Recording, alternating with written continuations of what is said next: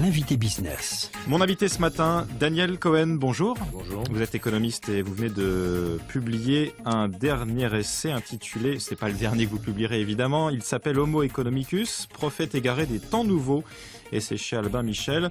L'ouvrage part d'une interrogation, pourquoi le bonheur semble-t-il aujourd'hui plus difficile à atteindre malgré une richesse matérielle plus élevée? Question qui vous taraude manifestement puisqu'on la retrouve quasiment mot pour mot dans un de vos précédents livres, Nos temps modernes, qui avait été publié en 1999. On a envie de vous répondre, l'essence même du système capitaliste qui règne désormais sur l'ensemble de la planète, l'accumulation des richesses, c'est ça qui nous empêche d'être heureux, non ? C'est un mélange de beaucoup de choses.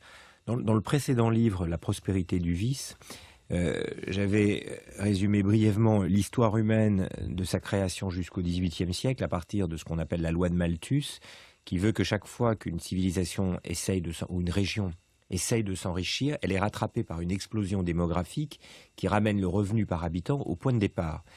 Cette loi n'a jamais été comprise par les humains, à peu près, sauf lorsqu'elle a été énoncée à la fin du XVIIIe siècle, qui est le moment d'ailleurs où elle devient fausse. Et la suite de cette histoire, c'est qu'à partir du XIXe siècle, on arrive à s'enrichir. Le niveau de revenu augmente continuellement grâce au progrès technique et grâce à la transition démographique. Mais nous sommes passés de cette loi de Malthus que nous ne comprenions pas à une autre loi que j'appelle la loi d'Easterlin. Dans la littérature économique, c'est connu comme le paradoxe d'Easterlin, qui montre, je crois, d'une manière très forte, avec beaucoup d'analyses, d'enquêtes, de vérifications dans tous les sens, que même si aujourd'hui on a vaincu la malédiction de Malthus et nous arrivons spectaculairement à augmenter notre niveau de revenu par tête, une autre loi nous rattrape. Selon toutes les enquêtes disponibles, le niveau de bonheur atteint individuellement, lui, stagne, comme hier stagnait, sans qu'on le comprenne, le revenu par habitant.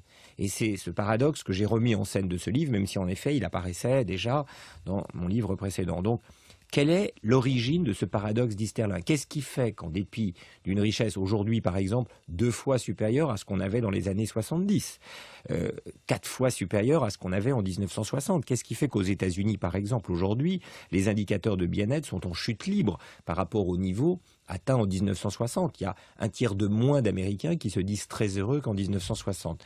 Quelle est l'origine de ça? Alors, il y a beaucoup de facteurs.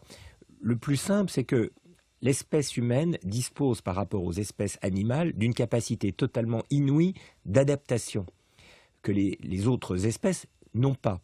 Et cette capacité d'adaptation, elle est bien et elle est mal. Elle est bien parce que quand tout va mal, on s'y habitue, mais quand tout va bien, on s'y habitue aussi. Et donc, on veut plus finalement. Et donc, au bout du compte, on est toujours, comme à l'époque de Malthus, mais avec d'autres mécanismes, on est toujours ramené au même niveau de départ.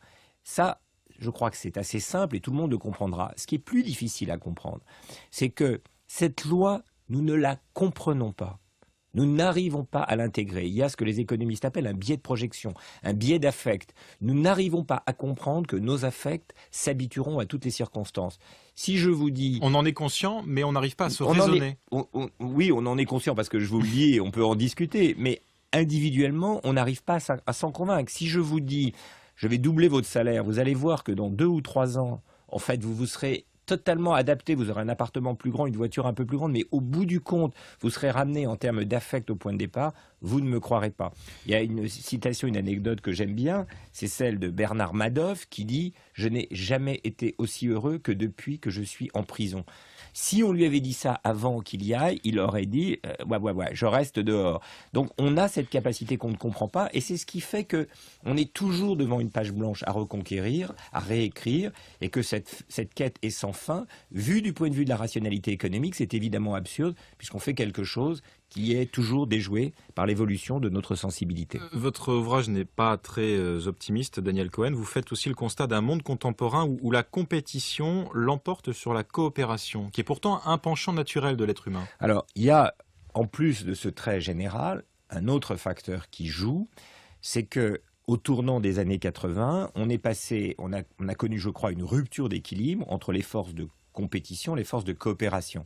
Le deuxième point dont j'ai pas eu le temps de parler tout à l'heure, c'est que non seulement on s'habitue à tout, mais on se compare toujours aux autres, et comme les autres font la même chose, il y a une dimension de compétition qui, au bout du compte, est vaine en moyenne, puisque chacun essaye de faire mieux que l'autre, et qu'au bout du compte, on est toujours sur la case départ. Le même Easterlin, d'ailleurs, analysant la Chine, montre que les indicateurs de bonheur sont totalement plats, malgré une multiplication par 4 du revenu par habitant, en partie parce que l'intensification de la concurrence entre les Chinois a repris d'une main ce que la richesse leur a donné de l'autre. Donc oui, je reprends ce point, je crois que l'être humain a besoin d'un équilibre entre la compétition, l'émulation, dans toutes les civilisations évidemment il y a ça, sous une forme ou sous une autre, et des formes de coopération.